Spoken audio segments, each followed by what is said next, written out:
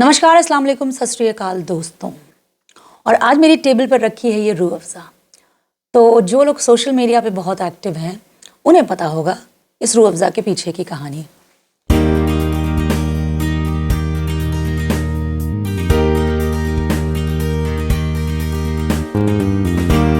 देखिए, रूह अफ़ज़ा हमारे घर में पूरे साल मिलेगा। 3 पीढ़ियों की मोहब्बत और भरोसे की कहानी है रूह अफ़ज़ा। आप कभी भी हमारे घर आएंगे तो आपको रूह अफ़ज़ा ज़रूर मिलेगा।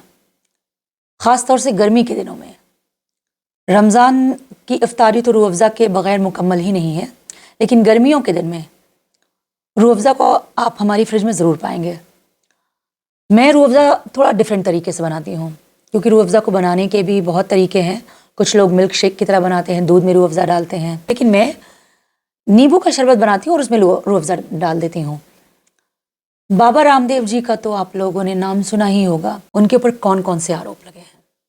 ये वही बाबा रामदेव है कि जब इसको दौड़ाया गया था तो आज जिन मुसलमानों को बदनाम करके ये अपनी शरबत को बेचना चाहता है, जब इसको दौड़ाया गया था तो ये मुसलमानों का लिबास पहन करके छुप गया था, भाग रहा था।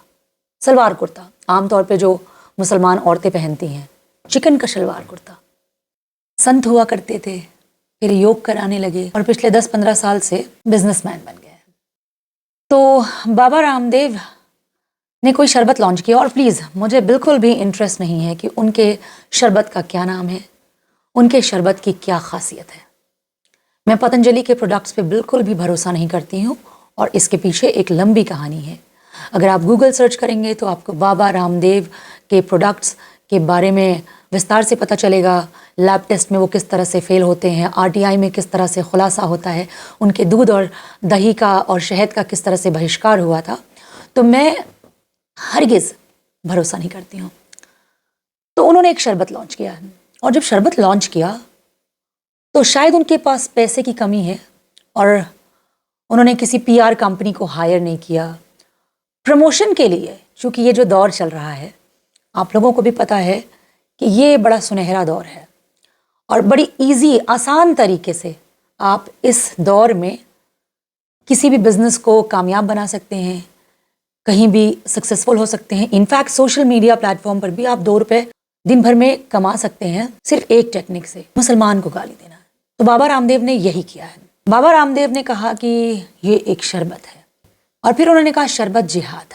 शरबत जिहाद के बाद भी वो रुके नहीं और कहा कि एक कंपनी है जो शरबत बनाती है, और इस कंपनी से आप शरबत खरीदेंगे तो जो आमदनी होगी उससे मस्जिद और मदरसे बनेंगे, और अगर बाबा रामदेव से खरीदेंगे तो उससे गुरुकुल बनेंगे, आश्रम बनेंगे। प्रहार, जहर। दूसरी तरफ शरबत के नाम पर एक कंपनी है जो शरबत तो देती है, लेकिन उस शरबत से जो पैसा मिलता है उससे मदरसे और मस्जिदें बनवाती है। ठीक है, उनका मजहब है, लेकिन आप यदि वो शरबत पिएंगे तो मस्जिद और मदरसे बनेंगे। और पतंजलि का गुलाब का शरबत पीते हैं आप, ये शरबत पिएंगे आप तो गुरुकुल बनेंगे, आचार्य कुलम बनेगा, पतंजलि विश्वविद्यालय, भारतीय शिक्षा बोर्ड आगे बढ़ेगा। इसलिए मैं कहता हूँ ये शरबत जिहाद भी, जैसे लव जिहाद, वोट जिहाद चल रहा है ना, ऐसे शरबत जिहाद भी चल रहा है। तो लो, आपको इस शरबत जिहाद से बचाना है तो सब तक ये बाबा रामदेव 10-15 साल से बिजनेसमैन बने हैं। ये बॉटल, इस बॉटल का इतिहास 100 साल से भी ऊपर का है। चूँकि अभी रमज़ान में बीजेपी IT सेल वालों ने भी इसको बहुत बदनाम करने की कोशिश की और कहा कि इससे शुगर हो जाता है। तो मैं आपको बताऊं कि मुझे शुगर नहीं है, मेरी माँ को शुगर नहीं, मेरे पापा को शुगर नहीं, मेरे दादा को शुगर नहीं, मेरी दादी को शुगर नहीं, मेरे नाना को शुगर नहीं था, मेरी नानी को शुगर नहीं था, और हर घर में, हमारे पूरे ख़ानदान में आपको रूह अफ़ज़ा मिलेगा। इनफैक्ट ये कह सकते हैं कि ये जो रूह अफ़ज़ा है ना, ये हमारे घर का शो स्टॉपर है। ख़त्म होने वाली होती है तब तक दूसरी शीशी भी आ जाती है। इससे पहले कि हम थोड़ा बाबा रामदेव की पोल खोलें, इस शरबत का इतिहास जान लेते हैं। रूह अफ़ज़ा महज एक ड्रिंक नहीं है, एक सेकुलर ड्रिंक है। इसने विभाजन का भी दर्द झेला है। एक्चुअली रूह अफ़ज़ा की जो ईजाद हुई थी वो 1906 में हुई थी। हकीम अब्दुल मजीद साहब, उन्होंने रूह अफ़ज़ा की ईजाद किया था। उनके पास उस ज़माने में लोग आते थे, जब धूप होती थी और लू चलती थी तो लोग आकर के ये कहते थे कोई ऐसा काढ़ा वाढ़ा बता दो जिससे लू ना लगे, धूप में हम लोग चले जाएं। तो उन्होंने खसखस, पुदीना, रोज़ की जो पंखुड़ियाँ होती हैं उन सबको डाल करके एक काढ़ा बनाया, एक सिरप बनाया, एक ड्रिंक बनाया और वो बन गया रूह अफ़ज़ा। और फिर इस रूह अफ़ज़ा का जो खुमार था वो इस कदर चढ़ गया कि 1915 में बॉम्बे वगैरह में इसकी बाकायदा ब्रांडिंग की जाने लगी। 1948 में इसने विभाजन का दर्द झेला है। हकीम अब्दुल मजीद साहब के 2 बेटे थे, एक मोहम्मद सईद और एक अब्दुल हमीद। अब्दुल हमीद बंटवारे के बाद हिंदुस्तान में रह गए और मोहम्मद सईद पाकिस्तान चले गए। जिस तरह से हिंदुस्तान में लोग पसंद करते हैं उसी तरह से पाकिस्तान में भी इसे पसंद किया जाता है। ठीक उसी तरह से जैसे हम पाकिस्तान से अपनी संस्कृति, अपनी कला, अपनी जो हाथों का हुनर है, जैसे चिकनकारी, एप्लिक का काम पाकिस्तान में भी होता है, वो सब हम वहाँ से एक्सपोर्ट इम्पोर्ट दोनों होता है। तो जिस तरह से इन चीज़ों का लुत्फ़ लेते हैं, ठीक उसी तरह से रूह अफ़ज़ा का जायका भी पाकिस्तान और हिंदुस्तान दोनों जगह के लोग लेते हैं। हकीम अब्दुल मजीद साहब यूनानी डॉक्टर थे, तो उन्होंने दवा के तौर पे इसे बनाया था और इसलिए ये आज तक बड़ा कारगर है। ख़ास बात ये भी है कि आज तक किसी भी लैब टेस्ट में ये फेल नहीं हुआ। अब हम इसको सेकुलर ड्रिंक क्यों कह रहे हैं? तो जब रूह अफ़ज़ा बहुत चल गया, इसका बिज़नेस जब बिल्कुल उरूज पर चला गया, तो जो ओनर साहब थे हकीम अब्दुल माजिद साहब, उन्होंने पार्टीज़ करना शुरू किया, दावतें करना शुरू किया, होली की दावतें, ईद की दावतें। और होली में भी ये स्पेशल ड्रिंक हुआ करती थी, ईद में भी स्पेशल ड्रिंक हुआ करती थी।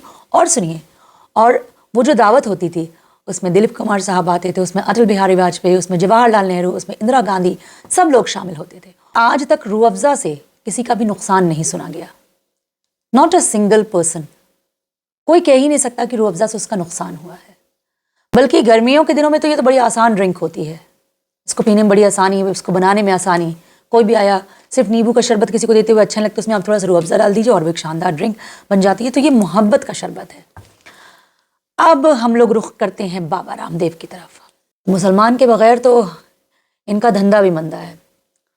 अब मैं आपको एक RTI का खुलासा हुआ था साल 2017 में बाबा रामदेव के पतंजलि प्रोडक्ट को लेकर के, जिसमें उनके 40 प्रोडक्ट लैब टेस्ट में फेल हो गए थे। वो मैं आपको थोड़ा सा विस्तार से बता देती हूँ। 2013 और 16 में RTI के अनुसार एक खुलासा हुआ था जिसमें पतंजलि के 22 सैंपल लिए गए थे और इसमें 32 उत्पाद की क्वालिटी मानकों पर खरी नहीं उतरी थी। यही नहीं, आर्मी की कैंटीन ने भी इसको बैन कर दिया था क्योंकि ये पश्चिम बंगाल की पब्लिक हेल्थ लैब की जांच में फेल हो गया था। उत्तराखंड की स्टेट गवर्नमेंट लैब रिपोर्ट के मुताबिक आंवला जूस की pH वैल्यू तय मानक से नीचे पाई गई। pH वैल्यू 7 से नीचे होने पर एसिडिटी और अन्य मेडिकल परेशानियां हो सकती हैं। इसी RTI खुलासे के अनुसार शिवलिंगी बीज में 31.68% विदेशी तत्व पाए गए हैं। विदेशी तत्व, इसको इसलिए गौर कीजिएगा क्योंकि बाबा रामदेव अपने पतंजलि प्रोडक्ट को जब भी लॉन्च किया था तो वो कहते थे ये स्वदेशी है। भाई, ये भी स्वदेशी है, ये भी उतना ही हिंदुस्तानी है, बल्कि तुमसे ज़्यादा ये हिंदुस्तानी है क्योंकि ये बंटवारे के पहले का है, इसने बंटवारे का दर्द झेला है। इस ड्रिंक से कोई मवाजना नहीं है, लेकिन अब आपने कंपैरिजन किया है तो आपके खुलासे होते रहेंगे, पोल खुलती रहेगी। इनका जो दूध है, इनका जो शहद है, इनका जो देसी घी है, वो भी उसमें भी मिलावट बताई गई। और बड़ी प्रमुखता से गोदी मीडिया ने इन खबरों को उठाया। अब मैंने आपको जो ये खबर बताई है, ये लाइव हिंदुस्तान की रिपोर्ट है, नवभारत टाइम्स की रिपोर्ट है, जिसमें यह बताया गया कि साल 2022 में बाबा रामदेव की 5 दवाओं पर रोक लगा दी गई थी। आप सोचिए, एक आदमी साधु संत खुद को कहता था, फिर योगा सिखाने लगा और फिर बिजनेस करने लगा। बिजनेस भी किया तो शैम्पू भी बना रहे हैं, साबुन भी बना रहे हैं, अचार भी बना रहे हैं और दवाएं भी बना रहे हैं। तो उत्तराखंड के आयुर्वेदिक और यूनानी सेवाओं के अधिकारियों ने पतंजलि के दिव्य फार्मेसी को नवंबर 2022 को 5 दवाओं के उत्पादन रोकने और मीडिया में विज्ञापन हटाने के लिए कहा था। स्टेट अथॉरिटी पतंजलि ग्रुप की दवाओं बीपीग्रिट, मधुग्रिट, थायरोग्रिट, लिपिडोम और आईग्रिट गोल्ड के उत्पादन पर प्रतिबंध लगा दिया। इन दवाओं को इन बीमारियों के इलाज के रूप में आक्रामक रूप से प्रचारित किया गया था। कोरोनिल को लेकर के तो आप लोग को याद होगा ही, ज़्यादा पुरानी बात नहीं है, साल 2021 की बात है। उसके बारे में भी मैं फिर से आपको थोड़ा सा विस्तार से बता देती हूँ। साल 2021 में पतंजलि की तरफ से हरिद्वार के दिव्य प्रकाशन पतंजलि अनुसंधान संस्थान में विकसित कोरोनिल टैबलेट लॉन्च किया गया था। पतंजलि की तरफ से दावा किया गया था कि यह 7 दिनों में कोविड-19 को ठीक करता है, जबकि उस वक्त इंडियन मेडिकल एसोसिएशन की तरफ से इस पर कड़ी आपत्ति जताई गई थी। पतंजलि आयुर्वेद की तरफ से उस समय दावा किया गया था कि इस टैबलेट को आयुष मंत्रालय से WHO की प्रमाणन योजना के अनुसार कोविड के इलाज में मददगार दवा के रूप में प्रमाणित किया जा चुका है। विवाद बढ़ाने के बाद इस मामले में पतंजलि को सफाई देनी पड़ गई थी। हाल के दिनों में इनकी लाल मिर्च, उसका खुलासा हुआ कि उसमें लाल रंग मिलाया जाता है। सबसे पहला जो विवाद उठा था पतंजलि को लेकर वो साल 2006 में उठा था, जब पतंजलि की दवाओं में इंसानों और जानवरों की हड्डियों को मिलाने का आरोप लगा था। सवाल ये है कि क्या खाने पीने में मजहब ढूंढना जरूरी है? आप अपना कोई प्रोडक्ट लॉन्च कर रहे थे तो उसकी खासियत बताते कि इसमें ये है। अब जैसे मैं रूह अफ़ज़ा देख रही हूँ, तो रूह अफ़ज़ा में क्या क्या होता है? रूह अफ़ज़ा में धनिया है, खस है, गुलाब है, कासनी है, पुदीना है, संदल है, गाजर है, मुनक्का है, पाइनएप्पल जूस है, ऑरेंज जूस है। बाबा रामदेव अगर इंग्रेडिएंट्स बताते तो शायद आज उनको आलोचना नहीं झेलना पड़ता, लेकिन वो लॉन्ग टर्म सक्सेस वाला मामला था। इसलिए बाबा रामदेव ने सोचा कि ना तो मेरे योग के वीडियोस चल रहे हैं, ना तो मेरा धंधा चल रहा है, मेरा बिजनेस फ्लॉप हो चुका है, तो अब ले दे करके जिस पर हर आदमी चल रहा है उसी रास्ते को अपनाते हैं और मुसलमानों का नाम लेकर के अपने प्रोडक्ट को लॉन्च करते हैं।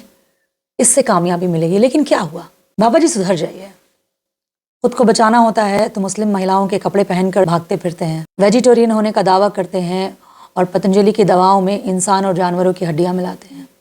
आप अपना प्रोडक्ट लॉन्च कर रहे थे, जब आप ये खबर मीडिया के सामने लाते तो इसी मुल्क का मुसलमान आपको बधाई देता, लेकिन आपने क्या किया? इस हमदर्द को, जिस पर पिछले 100 साल से लोग भरोसा करते चले आए हैं, आपको पता है इस हमदर्द के जो प्रोडक्ट्स हैं वो 25 मुल्कों में बेचे जाते हैं। किसी में आज तक कोई शिकायत नहीं हुई है। लैब टेस्ट में आज तक हमदर्द की किसी भी सामान का मिलावट नहीं पाई गई है, और बाबा रामदेव मिलावट में तो महारत हासिल है उन्हें। खैर, मेरा वीडियो अगर आपको अच्छा लगता है तो प्लीज़ मेरे चैनल को सब्सक्राइब कर लीजिएगा, शेयर कर लीजिएगा और लाइक बटन ज़रूर दबा दीजिएगा।